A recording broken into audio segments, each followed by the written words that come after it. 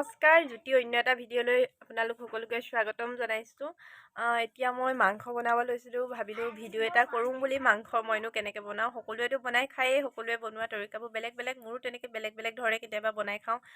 ভাবিলোঁ আজিনো কেনেকৈ বনাওঁ আপোনালোকক তাকেই দেখুৱাওঁ বুলি, গতিকে ভিডিঅ'টো চাই থাকক।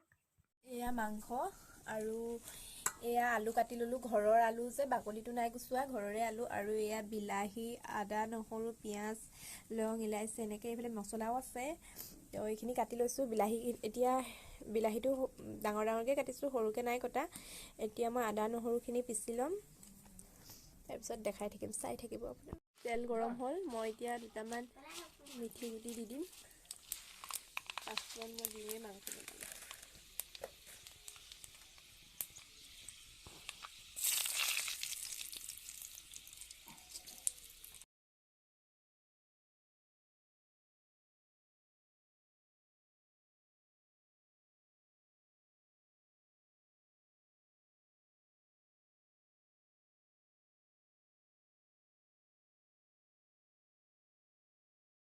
পিঁয়াজটো ৰঙচুৱা হোৱালৈকে ভাজি ল'ম। মই মাংস জুইতে বনাইছোঁ, জুইত বনালে খাবলৈ বেছি সোৱাদ হয়, সেইকাৰণে জুইত বনাইছোঁ। পিঁয়াজটো ৰঙচুৱা হোৱালৈকে মই ভাজি লৈছোঁ। মই মাংসত আগতীয়াকৈ হালধি সানি লোৱা নাই, কেতিয়াবা সানি লওঁ, আজি এনেকৈয়ে বনাইছোঁ।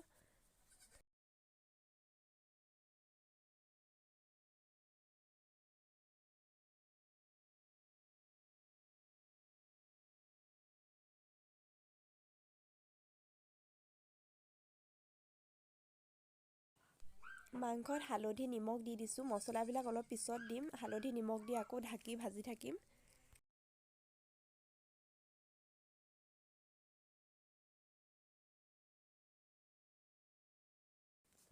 অলপ দেৰি ভজাৰ পিছত ঢাকি ভাজি আছিলোঁ, মাংসখিনি অকণমান সিজিছে, হ'লেও মই 10 মিনিটমান ভাজিম।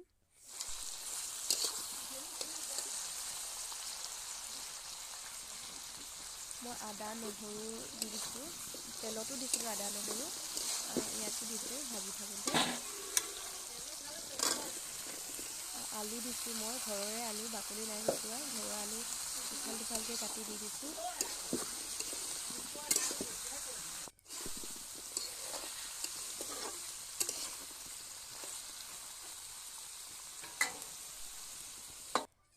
মাংসখিনি ঢাকি ভাজি আছিলোঁ, মই বিলাহীও দি দিলোঁ। ভিডিঅ' কৰিবলৈ নহ'ল বিলাহী দিয়াৰ সময়ত। মই ভাজি থাকোঁতে মছলাও দিছিলোঁ, সেইখিনি ভিডিঅ' কৰাই নহ'ল। বিলাহী দিয়া মছলা, সকলো মছলাই দিছোঁ, জিৰা, ধনিয়া, মিট মছলা। আৰু তাৰপিছত ভাজি মাংসটো সিজাৰ পিছত মই পানী ঢালি দিলোঁ। পানী ঢালি উতলিবলৈ দিম ধুনীয়াকৈ।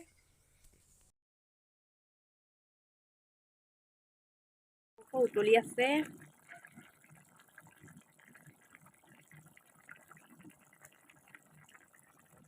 হৈ গ'ল মাংসৰ জোল, এয়া গৰম গৰম হৈ আছে, হৈ গ'ল ৰেডি। মই চব্জি বনাই আহিলোঁ, হৈ গ'ল চব্জি বনাই। ভাবিলোঁ এতিয়া মই আজি যিহেতু স্কিন পেইণ্টিং কৰিছিলোঁ, আগতেও ভিডিঅ' দিছোঁ স্কিন পেইণ্টিঙৰ ওপৰত। মই স্কিন পেইণ্টিঙৰ কাপোৰ বনাইছিলোঁ, তেতিয়া ভিডিঅ' দিছোঁ, আৰু স্কিন পেইণ্টিং কেনেকৈ কৰে সকলোখিনি দেখুৱাইছোঁ। স্কিনখন কেনেকৈ ৰিডুচাৰ লগত ধুৱে সেইবোৰো দেখুৱাইছোঁ, মানে সেইকাৰণে মই স্কিন পেইণ্টিঙৰ ওপৰত আৰু ভিডিঅ' মানে এনেকৈ বনোৱা দেখুওৱা নাই। এনেই কৰিলোঁ যিহেতু কাপোৰ তিনিযোৰ, কাপোৰকেইযোৰে দেখুৱাওঁ বুলি ভাবিলোঁ। এযোৰ কাপোৰ কৰিছোঁ, এযোৰ ময়ূৰা চৰাই ডিজাইনৰ। এতিয়া গৰম দিন আহিছে, পিন্ধিবলৈ বহুত ভাল লাগে, পূৰা কটনৰ। এইটো কাঞ্জু পাতৰ নহয়, এইটো ময়ূৰা চৰাই, গোটেই কাপোৰযোৰতে ময়ূৰা চৰাই আছে এনেকৈ। আৰু এযোৰ আছে, এযোৰ ৰেড কালাৰ, ফুলটো এইটো দিছোঁ। এইযোৰ ৰেড কালাৰৰ হয়, পূৰা এযোৰ কটনৰ, গৰমত পিন্ধিবলৈ বহুত ভাল এনেকুৱা কাপোৰ। আৰু এযোৰ আছে, এযোৰ এইটো ফুল দিছোঁ, এইযোৰ বহুত ভাল, এযোৰো কটনৰে হয়। তিনিযোৰ কৰিলোঁ।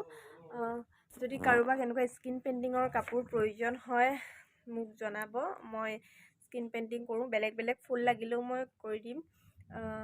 বহুত কম দামতে দিওঁ, মই বেছি দামো নলওঁ। ভাবিলোঁ আপোনালোকক দেখাওঁ, যিহেতু মই আগতেও বহুত দিছোঁ স্কিন পেইণ্টিঙৰ কাপোৰ। এয়া আজিও দেখুৱালোঁ। কাৰোবাক যদি প্ৰয়োজন হয় মোক কমেণ্ট কৰিব, মই দিবলৈ চেষ্টা কৰিম।